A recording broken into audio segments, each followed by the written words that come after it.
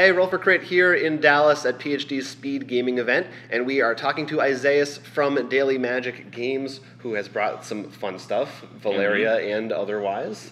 Why don't you go over, I know these two are available now. Yeah, so these two are available now. This is the second in the series. This is Villages of Valeria, so it's a village building tableau game, and it has kind of a lead follow mechanic like Race for the Galaxy or Eminent Domain or something like that. So yeah, so that one was released in January. Yeah, it's doing really well for us. So that's the second in the series, and then this is the third in the series, which is Quests of Valeria. That one just released March 24th. So that one, people have described it like Lords of Waterdeep, the card game, but it, you know, aside from some small mechanic things, it kind of is like that, but it's more of like a combo management game. So you're really, you know, you're trying to squeak out as many actions as you can from one action, and that's done by you hire citizens into your tableau, and then they trigger off bonus actions. Yeah, we actually have played both of them, and I definitely agree with that kind of thing. When playing Quest, especially in the single-player version, I know when I was going through, like, how can I get the most out of, how can I try to chain to, because things get expensive from discarding to play a card, so like, if I can at least do this so I can hire 3 times or draw 4 times so I can get the most out of my moves. And Villages we played, and I had a lot of fun with that because I'm always a big fan of the follow mechanic, because we say a lot, because it sort of takes away the weight. Right, you're always engaged, exactly, whether it's your turn or not. And it also becomes really fun too when you're thinking about, okay, I could do this, but Jonathan wants to build too. Yeah, so we're big fans. Thanks. But out with the old, in with the new. Right. So this is our next release is going to be Merchants of Araby. So Merchants of Araby, wow. Let's just open it up. It's easier to explain. So with this, my business partner David McKenzie had this crazy idea to make the board game box an actual component of the game.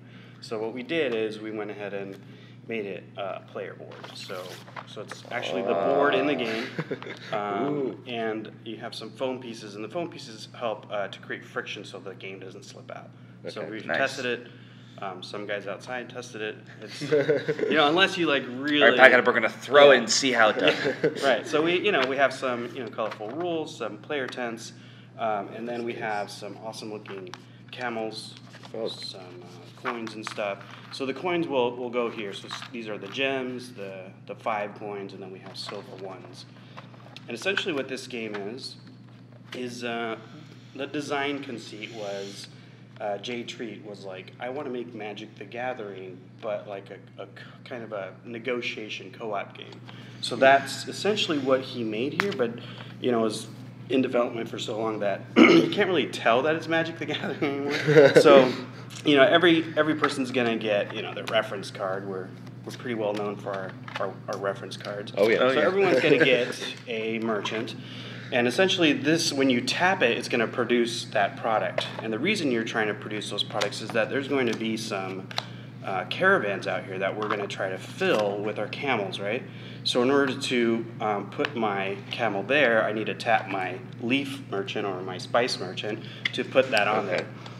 Unfortunately, I don't have enough stuff on my tableau to be able to even fill these caravans, so that's where the negotiation comes in. So now I have to entice you guys to come in, or you have to bribe me to come in. So there's advantages to going in there.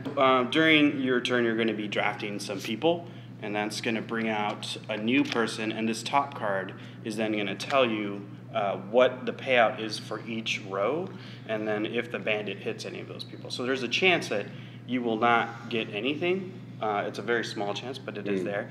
And actually, the lower you go, the bigger the payout, and the lower you go, the higher the chance that you'll be hit with a bandit. Okay. So yeah, it's very engine-y, because you're building, or you're hiring a lot of people to come into your tableau, your guild, to, you know, tap them to do this, to do that, to do that. But the core of the game is really trying to set your camels here at the right place at the right time to get your payouts as you go. Yeah, that mechanic kind of reminds me of Villages of Valeria, where you could use other people's resources. Only there you could just do it. In this one, you have to actually convince them to do it, which is fun. It's very interesting because I can feel the Magic the Gathering vibe, you know, with trying to get all these different resources, but it's also just not enough, it seems. And that's where the negotiation, that's where the fun can be like, can I get your spice? I just need one spice. And then you're like, well, look who came crawling back. Yeah, that's exactly what happened. That's awesome. And this is coming out in 2017. Yeah, this year at Origins is our plan. Okay. It is now being fulfilled to Kickstarter backers, so we don't lock in dates until that happens, but our plan is certainly for Origins launch. We will be at Origins. Jay Treat will be at Origins demoing the game. We have a big booth there, so that's going to be exciting. Yeah, well, this is definitely super exciting. Anything else? Any other releases planned for this year? And if you do, what are they? Well, we have the Valeria Card Kingdom's main expansion coming out. Right. That's going to be in time for Gen Con.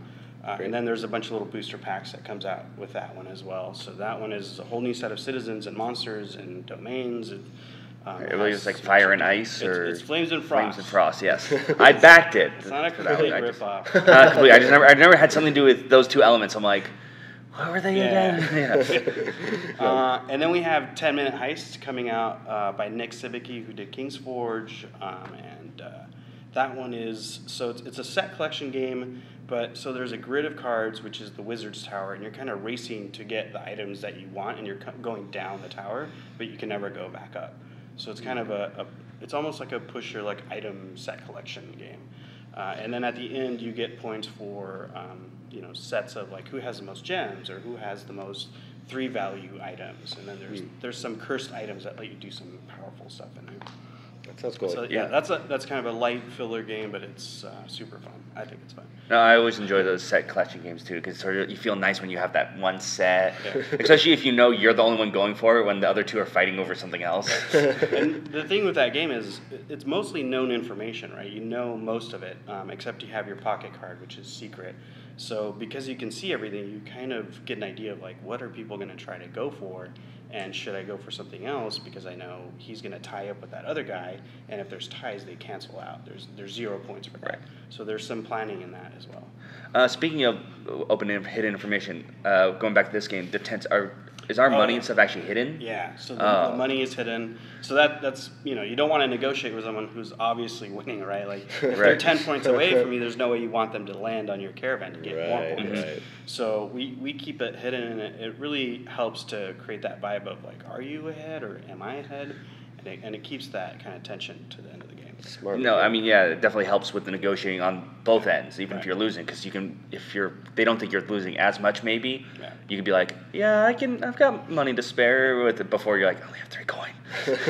Well, look forward to Merchants of Araby later this year, and we recommend you check out all the Valeria games, because that whole universe is fun. Oh, we have one more game. Oh, yeah. But we're not doing it. GameRight is doing it. So I don't know if you heard of Go Nuts for Donuts. We did. I haven't.